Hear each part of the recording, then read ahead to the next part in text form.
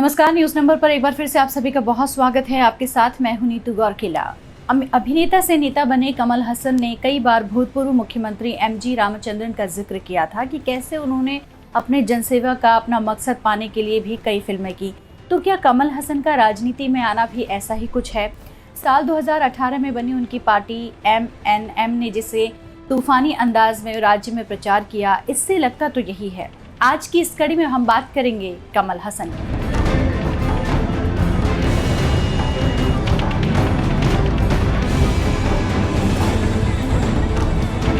दक्षिण भारत के सिने जगत ने राजनीति को बड़े बड़े खिलाड़ी दिए, फिर चाहे वो MGR हों या फिर जयललिता। बेहद लोकप्रिय अभिनेता रजनीकांत ने भी धूमधाम से राजनीति में आने का ऐलान किया, लेकिन फिर एकाएक रुक गए। इसके पीछे गोलमोल तरीके से सेहत की बात बताएगी। वजह जो भी है, लेकिन फिलहाल विधानसभा चुनाव में शामिल होने का मौका वो चूक गए। हालांकि इसी बीच दिग्गज अभिनेता से नेता बने कमल हसन के नाम की खूब चर्चाएं हो रही हैं। 2018 में जिस तरीके से उन्होंने अपनी पार्टी बनाई और इसके बाद उसका प्रचार किया, अब ये लग रहा है मानो कमल हसन पूरी तरीके से राजनीति में बहुत अच्छा काम करेंगे। साल 2018 में अपनी पार्टी बनाने से पहले से ही कमल हसन ने राजनीति में आने के संकेत देने शुरू कर दिए थे। तभी से ये कयास भी लगने लगे थे कि रजनीकांत और कमल हसन के बीच सत्ता को लेकर कांटे की टक्कर हो सकती है। हालांकि रजनीकांत के अस्वस्थ होने के कारणों से पॉलिटिक्स में न आने की बात पर कमल हसन ने भावुक तरीके से कहा था कि उनके न आने से दूसरे फैंस की तरह मुझे भी दुख हुआ। यहां तक कि कमल हसन ने चुनाव खत्म होने के बाद रजनीकांत से मिलने का ऐलान भी किया था। इसी बात से अंदाजा लग सकता है कि कमल हसन भले ही नए नेता हों, लेकिन बोलने में वो काफी मजे हुए हैं। 7 नवंबर 1954 को मद्रास के रामनाथपुरम जिले में जन्मे कमल हसन की आगे की परवरिश चेन्नई में हुई। वकील पिता की संतान कमल हसन 4 भाई बहनों में से सबसे छोटे थे। चेन्नई में शुरुआती समय के दौरान ही उन्होंने फिल्म कालाधुर कानमा में अभिनय का छोटा सा रोल किया था। ये 60 की शुरुआती दशक की बात है, जब हसन लगभग 6 साल के थे। फिल्म काफी हिट रही और यहाँ तक कि पहली फिल्म में उन्हें बेस्ट बाल कलाकार का नेशनल अवार्ड मिला था, और ये शुरुआत ही थी। इसके बाद कमल हसन ने एक के बाद एक कई फिल्में की, यहाँ तक कि मलयालम फिल्म में भी उन्हें बतौर बाल कलाकार भूमिका मिली। लगातार 4 सालों तक बच्चे की भूमिका निभाने के बाद आखिरकार वो पढ़ाई लिखाई में रम गए। हालांकि पढ़ते हुए भी वो स्कूल में नाटकों में हिस्सा लिया करते थे। 10वीं के बाद उनकी औपचारिक पढ़ाई खत्म हो गई और किशोर कमल ने पूरी तरह से अभिनय और नृत्य को समय देना शुरू कर दिया। बता दें कि बहुमुखी प्रतिभा के धनी कमल हसन को नृत्य में भी महारत हासिल है और कई फिल्मों में भी उन्होंने ये प्रतिभा दिखाई। आखिरकार युवा कमल हसन को 70 के शुरुआत से बड़ी फिल्में मिलने लगी और इसके बाद से उन्होंने अभिनय की दुनिया में नया आयाम रच दिया। तमिल फिल्मों के अलावा उन्होंने मुख्य अभिनेता के तौर पर मलयालम फिल्मों में भी खूब काम किया।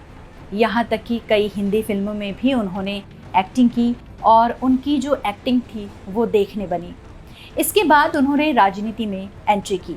कमल हसन के फिल्म के पीक पर पहुँचते पहुँचते जब MG रामचंद्रन राजनीति का चमकता सितारा बन गए, उसी दौर में कमल हसन के भी राजनीति में आने की अटकलें शुरू हो गई थी। हालांकि तब अपने समकालीन रजनीकांत के बरक्स कमल हसन ने ऐसा कोई संकेत नहीं दिया था। अनुमान लगाया जाता है कि दक्षिण की राजनीति में सिने स्टार्स के एक के बाद एक आ जाने से बहुत बड़ी फैंस फॉलोइंग वाले इस अभिनेता के दिल में शायद राजनीति की ख्वाहिश आ ही गई। साल 2013 में उनकी विश्वरूपम फिल्म पर कई मुस्लिम संगठनों में ऐतराज किया गया, जिसके बाद से ही कमल हसन देश की मौजूदा हालातों पर सार्वजनिक तौर पर बोलने लगे। वो इस तरह के इंटरव्यूज भी देने लगे जिसमें ऐसी बातें होती, यानी माना जा सकता था कि उनकी राजनीति में आने की भूमिका बहुत महीने या फिर कहें कि पहले से ही शुरू हो गई थी, जिससे धीरे धीरे ज़मीनी तौर पर उन्होंने तैयार किया। तब मक्कल निधि मय्यम नाम के एक पार्टी तैयार की गई। अगले ही साल लोकसभा चुनाव थे जिसमें पार्टी ने सक्रिय तौर पर भाग लिया। हालांकि तब पार्टी बहुत खास नहीं कर पाई, लेकिन इस बार जो विधानसभा चुनाव हैं वो अपनी पार्टी को पूरी तरीके से तैयार कर रहे हैं। हसन लगभग पूरे समय राज्य का दौरा करते हैं और लोगों से मिलते जुलते हैं, जिससे कि उनकी जो अभिनेता वाली छवि है वैसी ही छवि वो नेता के रूप में भी लोगों के सामने प्रदर्शित करें।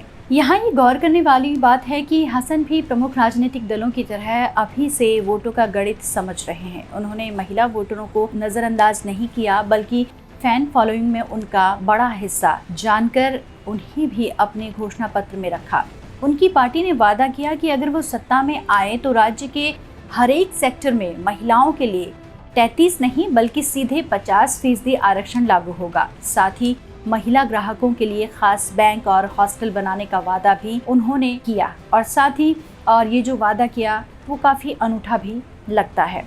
तो इस तरीके से कमल हसन ने अपने फिल्मी करियर की शुरुआत की। बाल कलाकार से उन्होंने अपने करियर को शुरू किया। इसके बाद जब वो युवा हुए तो उसके बाद पढ़ाई की, फिर उसके बाद अपना जो फिल्मी करियर था उसको जारी रखा। लेकिन कुछ एक घटनाएं ऐसी कमल हसन के ज़िंदगी में कहें कि वो हुई जिसके बाद वो राजनीति से काफ़ी प्रभावित होने लगे। जैसे कि हमने आपको शुरू में ही बताया था कि MG रामाराव, रजनीकांत, कई बड़े बड़े स्टार्स को देखते हुए उन्होंने उनसे काफ़ी कुछ सीखा, उनसे प्रेरणा ली और जैसा काम उन्होंने अपने अभिनय के क्षेत्र में किया वैसा ही काम वो राजनीति में भी करना चाहते हैं। शायद यही वजह है कि 2018 में उन्होंने MNM नाम से एक पार्टी बनाई और उस पार्टी को मजबूती से खड़ा करने के लिए वो लोगों के बीच जाने लगे, लोगों की एक तरीके से मन की भावनाओं को समझने लगे, उनकी ज़रूरतें क्या हैं ये देखने लगे। अब बहरहाल उन्होंने राजनीति में कदम तो रखा है, लेकिन ये अभी देखना है कि उनकी पार्टी किस तरीके से अलग करती है और क्या ऐसा करती है कि जैसी फैन फॉलोइंग उनकी अभिनय के क्षेत्र में है वैसे ही एक राजनेता के रूप में भी वो कायम कर पाएं। आज की कड़ी में बस इतना ही। फिर हाजिर होंगी मैं आप सभी के बीच इसी तरीके की कुछ और कड़ियों के साथ। तब तक के लिए आप देखते रहिए newsnumber.com।